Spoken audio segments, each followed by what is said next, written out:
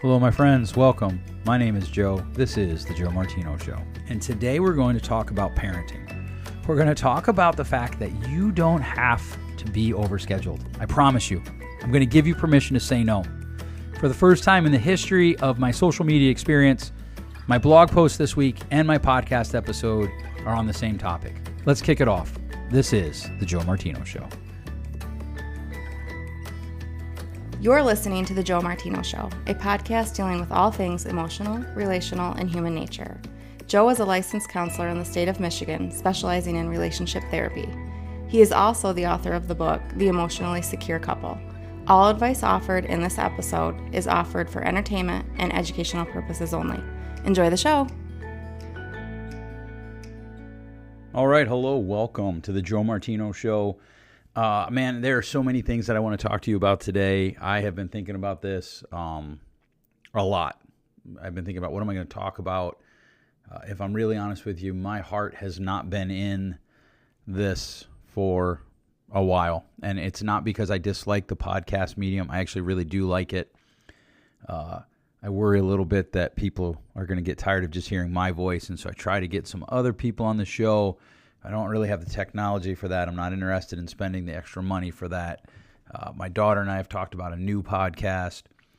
There's a lot going on in my life. My daughter got engaged. If you're following me on TikTok, I am Joe Martino. I am Joe Martino is the username for both TikTok and Instagram. I talked a little bit about that. The day that this drops, I'm going to talk about things that I wish they had told me before I became a parent, right? Like when my girls were little, I had to give Barbie a bath or Barbie dolls or baby dolls or whatever they were. Nobody warned me about that. So there's a lot going on in my life. There's a lot of business stress. There's a lot of life stress, and I'm tired. I was sitting talking to friends just the other day, and I was like, man, I'm just tired. Like, it's not bad. I'm not asking you to feel bad for me I'm just saying I'm just tired. And so there's a lot that I thought about talking about. To be honest with you, I've toyed with the idea. Look, we've been doing this for 6 years. It's been a good run. Maybe it's time to end the Joe Martino Show and go to something else, do something else. I'm not doing well getting 2 blog posts out a week. That's a lot of writing on top of all the other stuff I have to do. So I'm not sure what to do with that. I'm not really sure what to do with a lot of the things. And so there's a lot of things that I want to talk to you about. But what I want to talk to you about today is we're going to talk about parenting. I threatened this a couple weeks ago. I actually recorded a whole episode, and that was the week that it went up so that I could hear it, but it didn't actually distribute, and I could never figure out why, and so I just deleted it, and I'm going to re-record it today, and we're going to talk about that. And then for the first time, I think ever, the blog post that I do have on my website, Emotionally Inclined, which you can find at joemartino.com, or if you're on Substack, I am joemartino.substack.com. It talks about your kids don't need everything. The week that this will drop, that podcast will go out. So actually, if you're listening to this, it should already be up. It's not a podcast, excuse me. That blog will go up. And if you're listening to this, it's already up. So you just go to joemartino.com, click on Emotionally Inclined, and do less, get more. Your kids need you, not activities, is the title of the blog post. And it started with a conversation that I was having with a client. It's been germinating in my brain for years, but it started with a conversation that I had with a guy. I forget what I call him in the blog post. That's terrible, because clearly I'm making up his name. You know what? I called him Jack because there's an author that I read whose first name is Jack. And so I called him Jack. And Jack and I were talking. We were just kind of, in counseling, there is these moments at the end of each session or in the beginning of each session where you're just kind of shooting the breeze. You're just kind of talking. And I want to talk about that today because one of the things he said to me was something along the lines of, it's just hard because I feel like I have to ensure that my kids are in everything to have the best opportunities to succeed. And I said to him, I don't think that's accurate. Your son's already in soccer and baseball, and you're trying to get him violin lessons or oboe lessons or some sort of lesson. Like, bro, you don't actually need to get him in any more activities. He needs time with you and his mom, and that's probably more valuable. And so I wrote a blog post about that, and I want to talk about that today. I also want to talk about parenting in a way that I'm not talking about it. I had a conversation with a woman who told me that she is trying very hard to parent like I talk about on the podcast, which is cool. I appreciate that. I appreciate that she listens. I appreciate that she finds value in it. And she says to me, but we're running into trouble. And so we were talking about it. And, okay, so what does that mean? And she's like, well, I want to do gentle parenting.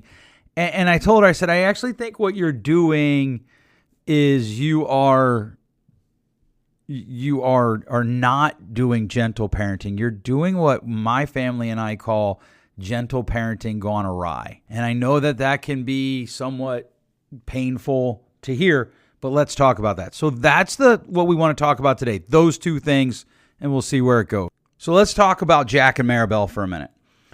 Jack is not his real name. Maribel is not her name. I made those up. But I've been seeing Jack off and on for years. He's been a client of mine when he was single, when he got engaged, when he got married, when he had his first kid, when he had a second kid, when he had his third kid, which does not make it into the blog post, but that's fine, right? We want to change enough details to be protective of them.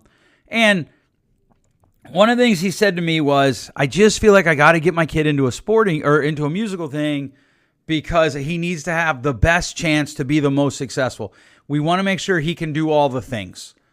And I was like, I don't agree with that. I don't think that's accurate. He doesn't have to do all the things.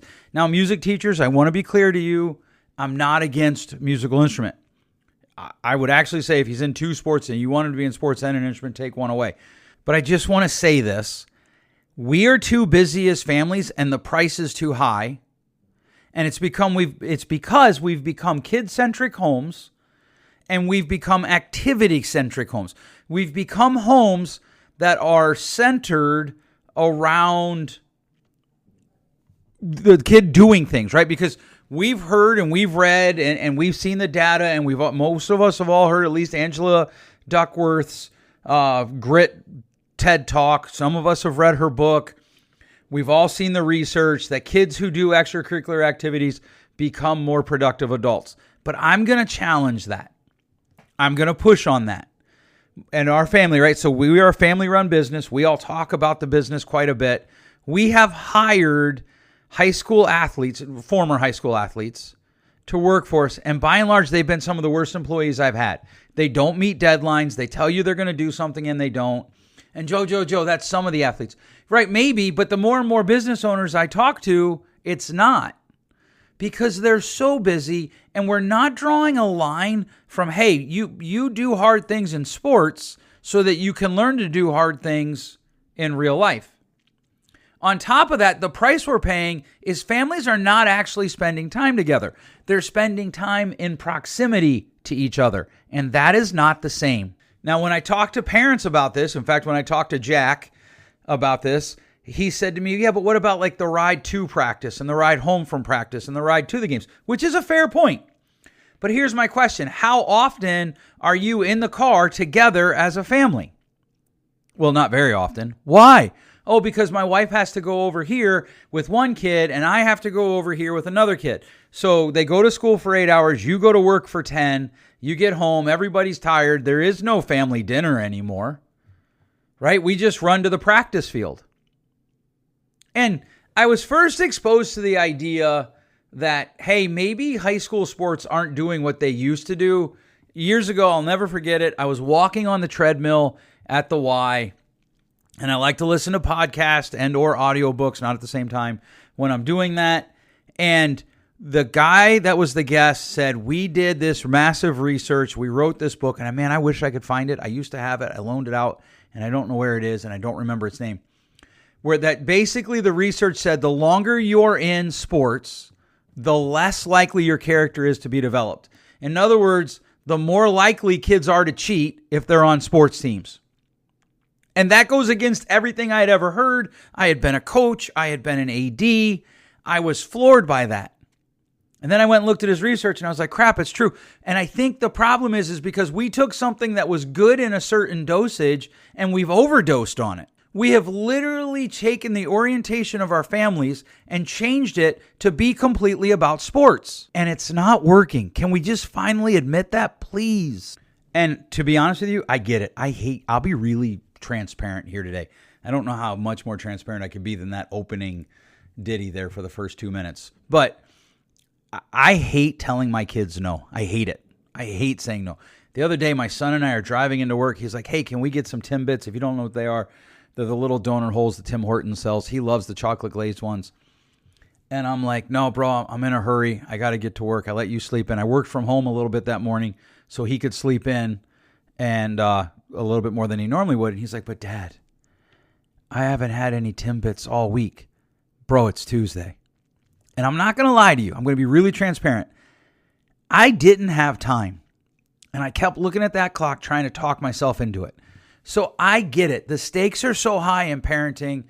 We don't like saying no to our kids. We don't want them to miss out on something as stupid as Timbits or something as potentially character building as sports or a musical instrument or a play or a youth group activity. Youth pastors, if I had a summit about how you're actually hurting families and not helping them, would you come? Because I got to tell you, one of my biggest frustrations with the modern church is that you're not helping families, you're hurting them. You're not helping families develop time together. You're actually just creating one more event for kids to not be home with the family or to not be. And I don't want to hear, well, but a lot of families don't care about that, Joe. Then we need to change what we're teaching on Sunday mornings. Let's kill a few TED Talks and talk about families and why families matter. Let's do that. All right, rant over. And so here's the thing. Here's the summation of it. If you want your kids to be in sports, so be it. But make sure that family time is also prioritized. Your kids don't need another event. Your kids don't need another coach. Another coach is not going to have a bigger influence on them than you. Your kids don't need to go to another youth group event. It's okay if they skip once in a while. They don't go to hell for that. It's okay if your kids don't play an instrument. It's okay if they only play one sport this year. Prioritize family time and look up the values of that. Because here's the other thing. Parents, I see you. You're tired. You're weary. You feel like you're running all the time. And you're not really sure why. That's the conclusion I've come to. Talking to people in my room, talking to people in small groups, talking to people in different places. They're running everywhere, but they don't really have a really clear reason on why. Now, here's the thing. They know what they're trying to achieve, but they can't really give me a really solid reason on why the thing that they're doing is what will get them to what they're trying to achieve. I hope that makes sense, right? Like they're like, well, I want my kid to have good character. Awesome. Why is him playing 3 sports going to be the thing that makes him have better character? Well, I want him to get a scholarship. Okay, great. Pull him out of sports and all the money that you're putting into sports, put into a tutor because there's 800 times the amount of money in academic scholarships that there are in athletic scholarships. Just do that. So if you want to read the blog post, you can. It's at joemartino.com. Click on Emotionally Inclined. If you want it to come right to your email, you can go to iamjoemartino.com or iamjoemartino.substack.com and click subscribe there, and you'll get one a week. Probably average about 3 a month if we're really, maybe 4, because I do sometimes also send out the podcast through that. But here's the thing. I want to be clear. This is not a rant against sports. It's a rant against how we're using a potentially valuable tool, and it's not working. Families are struggling. Families are falling apart. Families are hurting. Parents are getting divorced because they're having affairs on travel teams. We don't talk about that. I once had 4 couples from the same travel soccer team whose wives had slept with the coach. The same team. That's how they found out. One of them thought that they were in love and they were going to leave their husband for the coach. And then she figured out that the 3 other women were also doing the ditty with him. Can we still say doing the ditty since P. Diddy got arrested? What we've said is if a little bit is good, then a lot should be great. Now, we might not have said that consciously, but that's what our behaviors have done. And in doing that, we've also increased the consequences. While in my opinion, and in the opinion of most research, diminishing the positive outcomes that we're actually trying to seek. So here's what I want you to do. If your kid wants to play sports and you want him to be in sports, great. But what are you prioritizing? Because if you're just showing up, and I've been to youth games, I love to umpire, and I'll go watch umpires and I'll go watch coaches. If you've been to youth sports games, most kids are watching their parents rant and scream at the coach or the umpires or the officials, and they're not learning good character. And parents, that does sit with you. Most kids, they ride to the game, they ride to practice, and there isn't character taught. And the character that is being taught isn't coming from the parents. And so what I want you to do is I want you to prioritize some family time. I want you to prioritize discussions with your kids about sports, about the values that you think sports brings, about their musical instrument and the value that practicing it brings, about their play or their theater or their writing group or their chess club or whatever it is, about youth group and the value that you think it brings. But you are responsible to draw the line from the activity to the thing that you want them to learn. If you don't do that, they're not going to learn it. And most of the modern research would say they're not. We're destroying families. We're blowing up families because we're not actually taking it a step further and saying, you know what? That's a good thing, but we're going to stop. In life, healthy people saying no to good things. That is just a truth that we have to face and accept. So just because something is good doesn't mean that we have to engage in it. And we can limit the amount of time that we engage in it. It's really that simple. And then let's talk about what does it mean to prioritize family time. What we're talking about here is really pretty simple. We want to intentionally have family time that is unstructured. Maybe you play a board game. Maybe, gasp of all gasp, you play video games with your kids. Do something that your kids like. Well, I don't like video. I was talking to a dad one time, and he was like, well, I just feel like video games are wasting my life. I'm like, do you ever play a video game on your phone? Oh, yeah, I play names the video game. You're wasting your life then. Yeah, but that's because I want to do something. No, that's actually because you're selfish then. And I know people get mad when I say that, and I get it. There are people like, I can never go see Joe because he's kind of mean on what he says on his podcast. Okay, I get that, but I'm not here to give you comforting lies. I want to talk to you about uncomfortable truths. I want to talk to you about comforting truths as well. If you don't believe that, go to last week where I talked about, hey, you are probably a good parent. Just build a relationship. So many people tell me, I don't know what I'm doing. You do know what you're doing. The problem is we let society's pressures get us to do things that we shouldn't be doing. And sometimes that is with what we're doing here with the sports or the activities. There's so much pressure for you to do. Make sure your kids are in all the things. You're told on all corners like, oh, if you don't have your kids involved in extracurricular activities, they're not going to turn out to be that great of adults. It's hogwash. It's absolute hogwash. Build a relationship with your kids and they'll become adults that you're proud of. I promise. Okay. One rant done. Let's start another one. We're going to go really quickly on this one. I've been talking to a woman. She reached out to me. She said, hey, I'm trying to parent like you talk about in your podcast, like you've written about in your blog post. And I'm not sure it's working. My husband and I are having a lot of disagreements about it. And so I started a conversation with her. We started talking. Looped the husband in. We've had some group emails where we were talking about, what was going on. And she feels like dad is a authoritarian parent, that he's like, I'm the boss, so you're going to do this. And then he becomes permissive. And he feels like she's a permissive parent, right? She just lets the kids do whatever. And here's the thing I want to talk about, because she said, well, one of the things that I don't want is I don't want my kids to feel bad about themselves when they do things that are bad. That's not actually good parenting. If your kid, and in this case, that dad had a baseball card collection that I guess was worth a lot of money. I didn't know people still traded baseball cards. But it was worth a lot of money. Told the kids not to play with it. They did play with it. And dad was mad and told them that was bad. You guys were bad. And she got really mad at dad because he said they were bad. They were bad though. And that, like, they need to be able to face that consequence.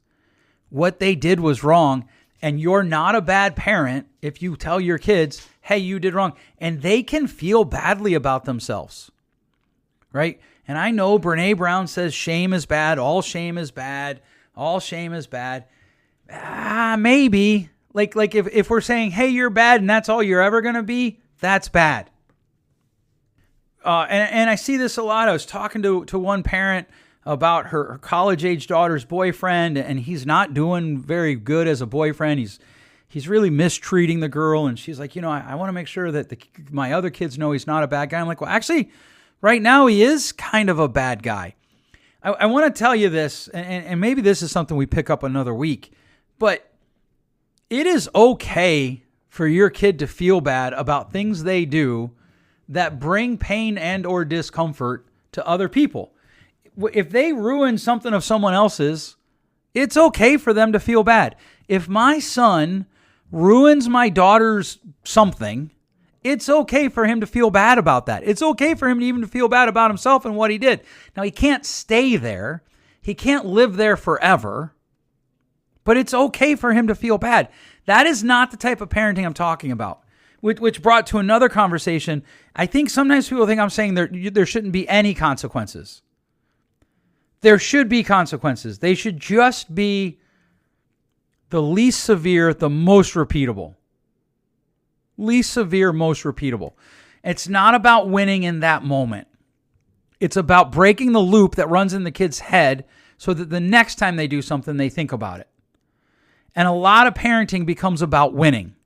Not only am I going to punish you, but I'm going to make sure that I win in this moment to show you that I'm in authority. That's the problem. And that is a problem with parenting. But the problem that we have today is we kind of live at two ends of an extreme. We're either that parent or we're the other parent. And a lot of times we're both of those parents in the same person. And that's what we're trying to change. We want to be a parent that says, okay, look, if you don't do this, here's the consequence.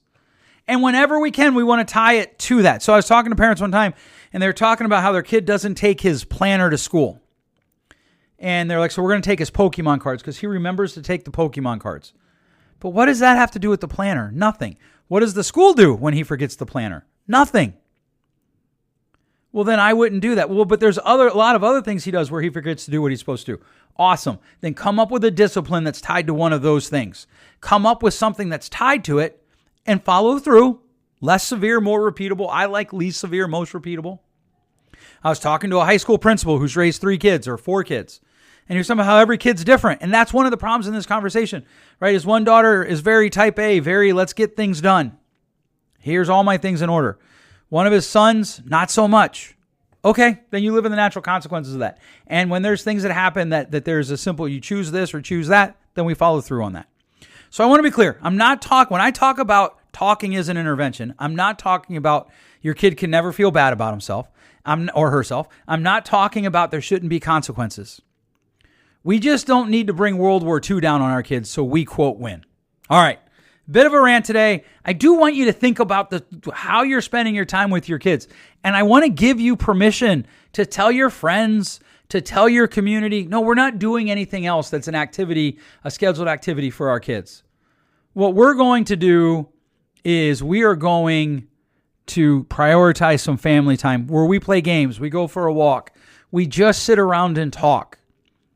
One of the things one of my daughters just asked me last night, she was like, do a lot of other families, as you're sitting in the room with people, do a lot of other families spend time with their kids? Or do their kids spend time talking to them, their college-age kids? And the truth is sometimes and sometimes no. But the parents that do, the families that do, what they've done is they have normalized throughout that kid's life just spending time together and talking about things. I just asked my son today, my 12-year-old son, what do you think of the Beirut bombing? How do you think about how Reagan handled that? He's like, I don't know. I've never read about it. Okay, so there's a conversation for me and him to have in the future. I hope what I'm saying makes sense to you. I hope that this is helpful. Permission, you have it. Say no. Your kid doesn't have to play sports year-round. You don't have to be overscheduled. You don't have to do something every night of the week. You can actually prioritize family meals. We're going to have a family meal together 3 times a week. You can say no to church activity, and it doesn't mean that your kids are bad, you're a bad parent, or your kids are going to hell, or you're going to hell. It just means you said no to a church activity. All right, thanks so much for listening. Hey, if you enjoy this, please share it with one of your friends, maybe 3 of your friends. I'd love that. We'll catch you next week. Thanks for listening. If you enjoyed today's show, please share with a friend. And hey, give us that rating in your podcast store. Until next time, change possible.